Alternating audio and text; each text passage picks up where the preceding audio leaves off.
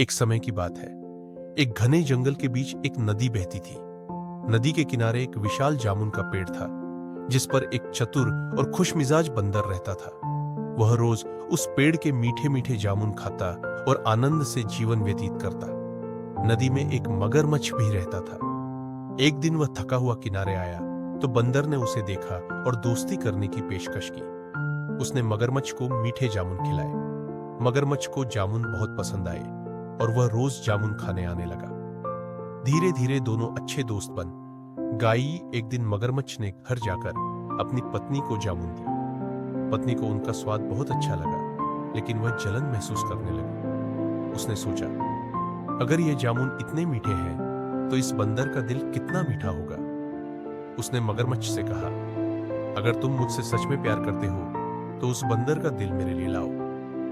मगरमच्छ पहले तो हिचकिचाया, लेकिन अंततः अपनी पत्नी के कहने पर राजी हो गया। अगले दिन मगरमच्छ बंदर के पास गया और उसे अपने घर खाने पर बुलाया। मगरमच्छ बोला, तुम मेरे सच्चे दोस्त हो, मेरी पत्नी तुमसे मिलना चाहती है, चलो मेरे घर चलो। बंदर पहले तो डर गया, क्योंकि उसे पानी में तैरना नहीं आता था। मगरमच्छ ने कहा, चिंता मत करो, मेरी पीठ पर बैठ जाओ, मैं तुम्हें ले चलूंगा। बंदर खुशी खुशी मगरमच्छ की पीठ पर बैठ गया।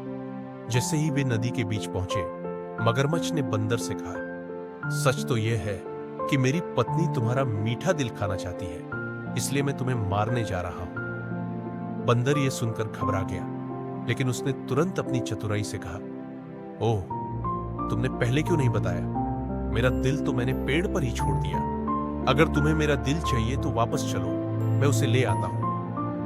मगरमच्छ उसकी बातों में आ गया और उसे वापस पेड़ के पास ले आया। जैसे ही मगरमच्छ किनारे पहुंचा, बंदर झट से पेड़ पर चढ़ गया और हंसते हुए बोला, मूर्ख मगरमच्छ, कोई अपना दिल शरीर के बाहर रख